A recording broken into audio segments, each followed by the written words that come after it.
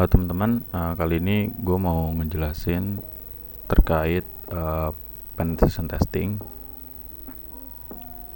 by metodologi PTS. Jadi di penetration testing itu sebenarnya seperti yang gue jelasin di video sebelumnya, yaitu penetration testing itu adalah upaya pengujian sebuah sistem untuk memastikan kalau sistem itu benar-benar sudah menerapkan keamanannya dengan benar gitu. Jadi tujuannya bukan diharuskan untuk mendapatkan bug, tapi mindsetnya lebih ke arah memastikan beberapa titik-titik keamanan dan titik-titik vitalnya itu sudah diberi pengamanan yang sesuai atau yang benar gitu secara implementatifnya. Di penetration tester itu, di project tersebut itu punya tahap-tahapan, jadi nggak ujuk-ujuk mas tolong pentest sistem kita, oke, kita langsung pentest gitu aja, enggak, karena itu nanti akan timbulkan beberapa masalah-masalah, terutama masalah administratif gitu, seperti scope creep contohnya. Kayak mungkin aja kalau kita nggak briefing dengan benar, itu ada beberapa penambahan scope yang nggak terduga gitu. Misalnya kita lagi pentest aplikasi A, B, C, tahu-tahu di tengah jalan, oh ya mas, bisa nggak tolong, ini kan aplikasinya ada hubungannya juga nih, jadi sekalian dong tambahin scope-nya lagi yang ini gitu. Tapi budget nggak nambah gitu, fee-nya nggak nambah, timeline pun dia minta cepat gitu. Jadi itu namanya scope creep. Jadi ada tiba-tiba aja penambahan scope atau pelebaran scope aja tanpa konsen di awal gitu. Ada lagi yang timeline-nya nggak sesuai gitu, dibilangnya hari apa, tahu-tahu karena kebut untuk up ke production, mereka minta lebih cepat timelinenya, padahal nggak sesuai kesepakatan di awal. Nah, itulah pentingnya kita menerapkan pre-engagement dulu gitu. Nah, apa itu pre-engagement? Pre-engagement itu adalah tahap kita, istilahnya kalau kita lagi nge-project itu dealing awal, briefing awal. Jadi apa yang mau di-pentest, terus timeline-nya seperti apa, service apa yang mau kita kasih gitu, ekspektasinya apa, terus kita tanya juga goals-nya apa, domainnya apa, itu dan lain sebagainya. Itu perlu perlu ditanyakan ke klien gitu. Jadi ada kuesionernya itu, ntar disuruh diisi sama klien gitu. Lalu kenapa itu harus dilakukan? Tadi seperti gue bilang sebelumnya, untuk menghindari beberapa kecurangan-kecurangan atau mungkin kelalaian-kelalaian kita, klien atau mungkin pentesternya, agar tidak menjadi masalah yang panjang ke depannya gitu. Nah, dampaknya nanti kalau misalkan nggak dilakukan itu nggak cuman berdampak ke klien aja. Kalau klien kan dampaknya nggak sesuai timeline, nggak sesuai jadwal mereka selesainya, atau ada beberapa area-area yang nggak harusnya disentuh tapi di pentest akhirnya rusak atau akhirnya berantakan dan sebagainya. Kalau dari sisi vendor, itu bisa aja vendornya jadi bermasalah secara administratif gitu, atau secara keuangan. Misalkan tadi scope creep, penambahan scope padahal fee-nya nggak nambah gitu. Pentester pun juga dia udah ngerjain A B C D, ternyata ganti apps dengan alasan si klien nih supaya mumpung si pentesternya lalai nih, gue tambah gitu. Jadi pentesternya juga jadi kebingungan mana nih sebenarnya yang mau dipentest gitu. Nah, kita bahas lebih dalam lagi, ada apa aja sih di pre-engagement itu. Sebenarnya kalau di PTS itu pre-engagement cukup banyak ya. Ini ada pengenalan scope, ada metric for time estimation, scoping meeting, additional support base per jamnya, atau bisa dibilang kalau misalkan di project-project biasa dia biasanya main days, jadi hitungannya per hari per orang gitu. Atau ada juga yang per jam kayak gini. Per jam itu contohnya misalkan satu aplikasi itu berapa jam dibutuhkan, berapa hari dibutuhkan, berapa jam dibutuhkan. Nah, nanti dia ada kuota jamnya gitu, berapa ribu jam per project. Terus nanti kalau misalkan 2 orang berarti dikali 2. Nah, gitulah. Nah, di sini ada mind mapnya. Ada how to scope. Nah, jadi ini kita harus ini kan base-nya US ya. Jadi gua coba relevankan ke Indo mungkin ya. Nah, jadi scope ini penting tadi, secara spesifik aset apa yang mau dipentes gitu. Kita perlu tahu. Kalau kita sebagai individu yang sedang melakukan project pentest ke perusahaan tertentu gitu misalkan, itu kita harus mesti tahu aset apa aja yang dipentes untuk menghindari scope creep atau legal troubles. Jadi scope project yang spesifik itu bisa ngebantu kita untuk pentest gitu agar lebih efisien dan efektif. Seperti contohnya domainnya apa yang dipentes, subdomainnya apa aja, terus IP address apa yang mau dipentes, menu apa spesifik. Kadang kan ada ya aplikasi yang satu aplikasi penuh dipentes, ada yang cuman per modul, per menu. Jadi itu harus jelas apa aja yang dipentes, karena itu mempengaruhi harga juga kan. Semakin rumit aplikasinya, semakin mahal pengerjaannya. Ada juga yang aplikasi memiliki user matrix yang banyak, kayak role-nya multi role. Ada juga yang struktural, usernya tuh lebih ribet. Misalkan struktural maksudnya ada yang bikin pengajuan, ada yang monitoring, ada yang untuk konfirmasi, ada yang verifikasi. Jadi ada tiga tahap berjenjang gitu usernya untuk input data. Nah, terus nggak cuman scope dari klien aja, tapi si vendor juga punya namanya rules of engagement. Jadi aspek-aspek apa aja yang kita tes yang jadi cakupan kita gitu. Jadi kita pentest apa aja, area-area apa aja itu ada di rules of engagement.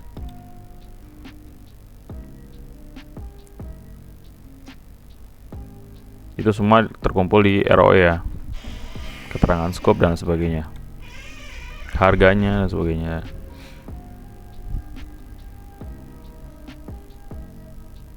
Nah, di sini ada poin bagus. Ada beberapa, kan ada yang memang klien yang datang ke kita, ke vendor atau ke personal itu tahu apa aja yang mau dipentes, concernnya apa aja. Kadang ada juga yang nggak tahu itu butuhnya apa, black box kah, white box kah, atau aset mana aja sih yang sebenarnya perlu dipentes gitu. Dia nggak tahu kadang. Nah, di kondisi seperti itu kita juga perlu inisiatif gitu, sharing ilmu kita gitu, misalkan dengan cara mencari critical asset dulu nih gitu, aset-aset lu yang dikategorikan critical tuh apa aja. Nah, dia kan nggak tahu juga, misalkan nggak tahu, yaudah apa yang aset di critical itu maksudnya adalah aset-aset yang paling dekat bersentuhan dengan publik gitu, atau yang sederhananya yang muncul di permukaan internet, aset-aset yang bisa diakses banyak orang gitu. Itu yang utamanya. Nggak cuman itu, ada lagi yang mungkin satu aset berisi data-data privasi, entah itu data pelanggan atau data-data perusahaan gitu, rahasia perusahaan. Jadi itu mesti jelas ya range-nya. Jadi kalau kita simpulkan lagi, berarti kita butuh nama domain apa, subdomainnya apa, IP range-nya sampai mana, terus port service-nya apa aja, kalau aplikasi berarti menu apa aja atau modul apa aja, terus black box kah atau white box kah atau gray box kah yang mau dipentes. Kalaupun gray box, ada nggak bagan atau diagram user matrix-nya gitu, agar kita tahu flow dari function aplikasi itu kemana-mana aja gitu.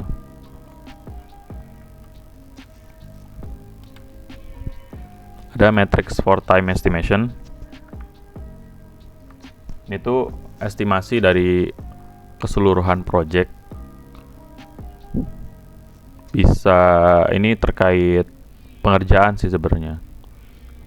Sebenarnya nggak ada hitungan bakunya kayak apa. Cuman kalau gue pribadi, biasanya kalau aplikasi yang sederhana, maksudnya sederhana tuh nggak multi role, nggak ada user matrix yang terlalu gimana banget. Terus flow-nya ya kayak CRUD biasa gitu, nggak add data, delete data, edit data, manipulasi gitu aja. Itu biasanya seminggu tuh satu aplikasi. Seminggu tuh maksudnya 5 hari ya, 5 hari kerja. Dan itu sendiri bisa.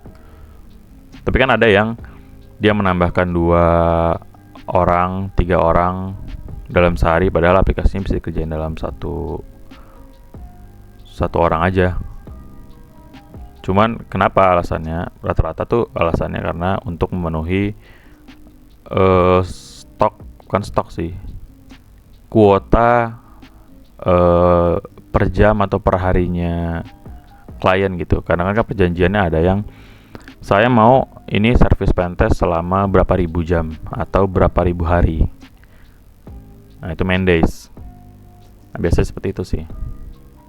Jadi untuk memenuhi kuota biar cepat ya, satu orang misalkan 5 hari, yaudah 5 man days dong. Kalau misalkan kita tambah 2 orang lagi, berarti kali 3. Kan lumayan tuh, menuhin kuota kan. Nah, itu harus jelas juga. Terus ada questionnaires. Jadi questionnaires itu sebelum dealing itu kita kasih dulu pertanyaan-pertanyaan tertentu ke klien supaya kita bisa memantapkan apa yang dia pengen gitu. Karena kan ada perusahaan-perusahaan yang datang nggak tahu apa yang mau dipentes, cuman karena untuk memenuhi kebutuhan administratif regulator aja gitu. Kayak misalkan kan OJK, BI itu kan kadang kalau kita mau publish aplikasi, apalagi berbau-bau finance, terus report dulu ke mereka gitu untuk nggak aksesnya mereka dulu. Kadang beberapa aplikasi nggak tahu harus ngapain gitu ke tester gitu. Nah, questionnaires ini tadi yang seperti gue jelasin ya, untuk membantu kita assessment si aplikasinya yang butuhnya apa sih sebenarnya. Pertanyaannya, misalkan ada yang network penetration tester, kenapa customer membutuhkan penetration test ke environment-nya. Terus apakah penetration test dibutuhkan untuk compliance. Itu ada pertanyaan-pertanyaannya. Bolehkah melakukan pentest di waktu-waktu aktif bisnis gitu, misalkan jam office hour gitu, atau di weekend butuhnya, berapa IP yang kemungkinan bisa di pentest gitu. Walaupun nggak semuanya akan didaftarkan untuk di project pentest ya, tapi kita ini untuk memantapkan aja tuh apakah ada firewall, ada load balancer, IDS, IPS dan sebagainya di aplikasinya.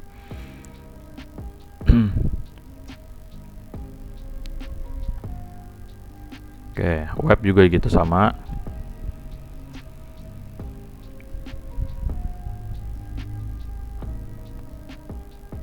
Nah, ini ada banyak pertanyaan dah.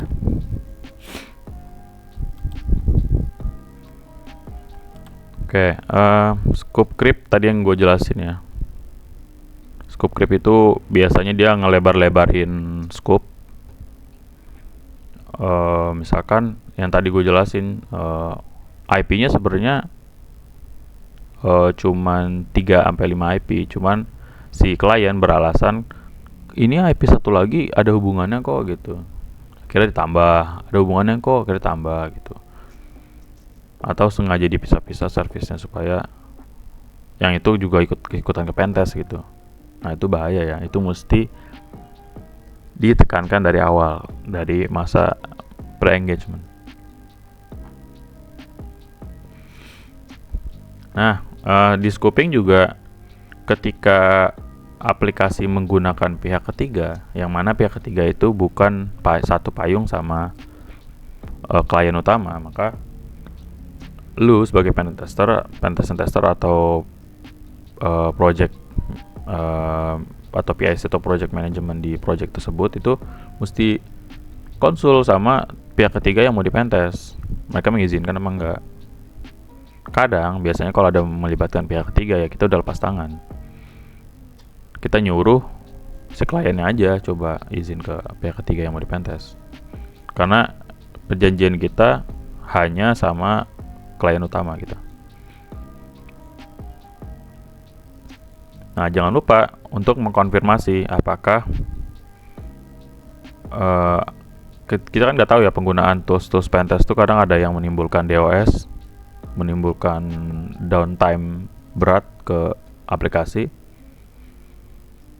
Nah, itu tuh harus dikonfirmasi ke mereka apabila terjadi gangguan pada aspek availability di aplikasinya, apakah bermasalah apa enggak gitu. Kalau misalkan bermasalah, berarti kita mesti meminggirkan beberapa tools yang load prosesnya terlalu besar gitu, untuk menghindari merusak aspek availabilitas dari aplikasinya. Nah, ini term paymentnya ini bisa bebas sih. Paymentnya bisa setengah dulu di muka DP, bisa tergantung interest, bisa per bulan, per tahun, dan sebagainya. Ini pembayaran ini di link masing-masing sih, berbeda-beda, nggak ada inian bakunya sama sekali. Lalu goalsnya, setelah scoping dan sebagainya, goalsnya apa? Mereka mau mengidentifikasi, kita mesti mengidentifikasi goals dari perusahaannya untuk meminta kita untuk apa. Misalkan untuk ini cuma untuk regulator gitu, iya, maksudnya fokusnya kemana nih, finansialnya kah atau apa? Karena ada banyak concern gitu, jadi supaya kita bisa lebih efisien aja untuk nge-pentest dan lebih efektif.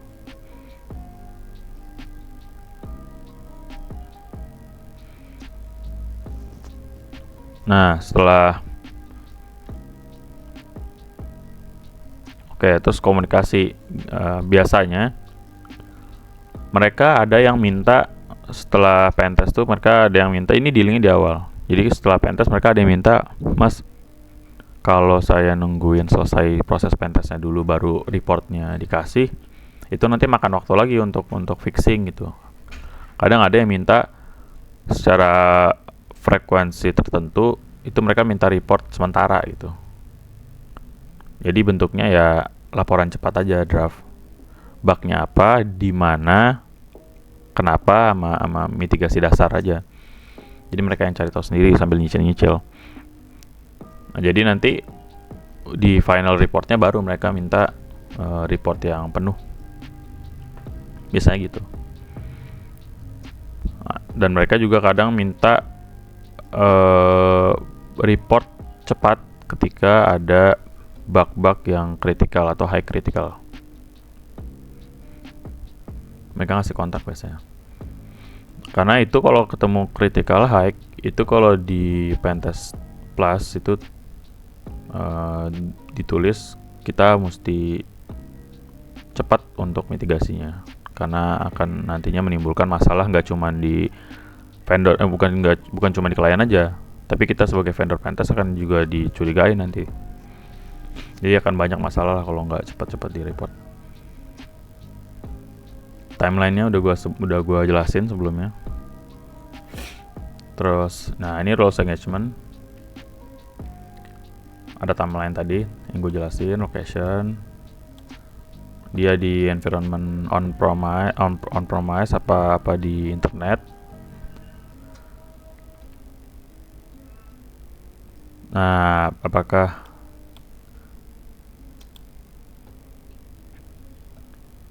Wikileaks? Nah, oke. Ini concern terhadap sensitive information. Evidence handling, oke. Nah, ini regular status meeting. Kadang ada yang secara praktisnya mereka minta tiap minggu kita ada regular meeting ya gitu, misalkan untuk melaporkan progresnya sampai mana aja gitu, problem apa aja yang dihadapi ketika melakukan pentest, mungkin untuk efisiensi aja sih. Misalkan ada problem kan kadang supaya si klien tuh bisa langsung fixing dan bisa langsung lanjut pentest gitu tanpa ada kendala apa-apa. Nah, terus permission to tag.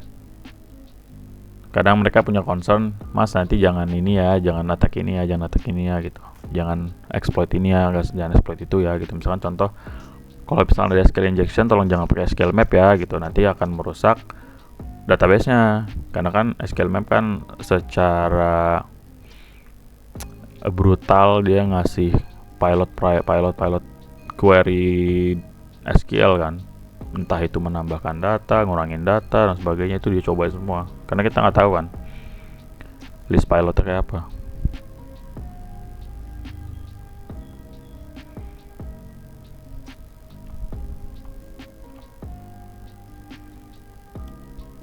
Oke. Nah, itu ada beberapa terkait pre-engagement menurut PTS methodology. PTS itu standar pentest yang biasa dipakai ya internasional lah gitu. Mungkin segitu aja dari gua terkait PTS pre-engagement. Untuk yang masih belum familiar dengan beberapa terminologi red teaming, pen testing dan sebagainya, bisa lihat di video sebelumnya. Untuk selanjutnya mungkin kita akan bahas terkait intelligence gathering. Mungkin ini agak lebih teknikal. Terima kasih.